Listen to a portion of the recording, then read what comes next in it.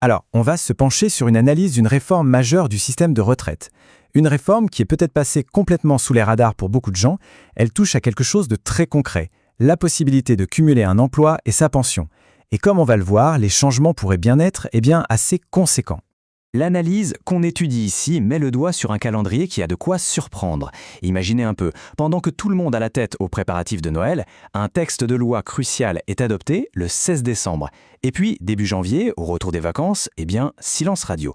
Personne, ou presque, ne parle des conséquences de cette nouvelle loi. Ce silence, ajouté à ce timing pour le moins particulier, ça soulève forcément une question. Qu'y avait-il de si important dans cette loi? Et surtout, quel va être l'impact réel sur la vie de tous les jours des retraités? Commençons par le premier point soulevé dans cette analyse. Comment est-ce possible qu'une réforme de cette ampleur ait pu être mise en place sans grand débat public? L'analyse suggère que ce n'est pas vraiment un hasard. L'argument principal ici, c'est celui d'une stratégie délibérée. L'idée, c'est qu'en glissant cette mesure dans un projet de loi de financement très technique, très dense, et en choisissant une période où l'attention des médias est ailleurs, on évite le débat public. Ça a empêché toute discussion à grande échelle et surtout toute mobilisation des premières personnes concernées.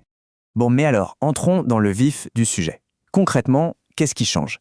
Quelles sont les nouvelles règles du jeu pour celles et ceux qui veulent compléter leur retraite avec un petit boulot?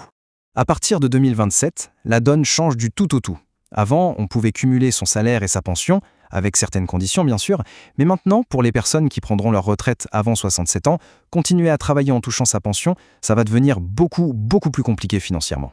L'analyse se penche sur un mécanisme bien précis, une pénalité financière directe. C'est simple, si le revenu qu'on tire de son travail dépasse 7 000 € par an, la moitié de chaque euro gagné en plus sera directement retiré de la pension de retraite. Pour que ce soit bien clair, prenons un cas concret. Imaginez un retraité qui, pour arrondir ses fins de mois, gagne 12 000 € par an avec un petit boulot. Le seuil est à 7 000 €, donc il dépasse de 5 000 €. C'est sur ce dépassement que la pénalité de 50% va s'appliquer. Résultat, pouf, sa pension annuelle est amputée de 2 500 €. C'est une perte sèche, tout simplement. Ok, maintenant qu'on a compris comment ça marche, la vraie question c'est qui est le plus touché par ce changement? Et d'après l'analyse qu'on suit, l'impact n'est clairement pas le même pour tout le monde. L'argument central de l'analyse est que cette mesure n'est pas du tout universelle. Non, elle cible une catégorie bien précise de la population, les retraités les plus modestes, celles et ceux qui, souvent, sont obligés de travailler pour compléter une toute petite pension. Ce chiffre, il est vraiment important pour comprendre l'enjeu. 17% des retraités qui ont des revenus modestes, on parle de 1 000 à 1 400 € par mois, continuent de travailler. Et l'analyse insiste bien là-dessus. Ce n'est pas pour le plaisir, c'est une pure nécessité pour joindre les deux bouts. Ce graphique le montre bien. Il y a une part non négligeable de retraités modestes qui dépendent de ce revenu d'appoint. Et c'est justement ce groupe, celui qui travaille par besoin et non par choix, qui se retrouve pénalisé par la nouvelle loi d'après cette analyse.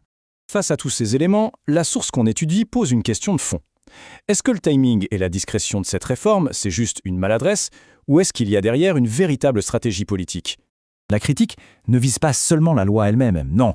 Elle pointe la responsabilité de plusieurs acteurs, du gouvernement, qui a choisi le calendrier, jusqu'aux médias et aux organisations qui, selon l'analyse, n'auraient pas assez tiré la sonnette d'alarme. Finalement, tout ça nous amène à une conclusion beaucoup plus large sur la nature de cette réforme. La source la présente comme une mesure avec des conséquences sociales profondes qui vont bien au-delà d'une simple question technique. Cette comparaison est très parlante. Elle est utilisée pour décrire ce qui est perçu comme un système à deux vitesses. D'un côté, le travailleur qui a commencé tôt avec une petite pension et qui a besoin de ce complément de revenu, mais qui est maintenant pénalisé.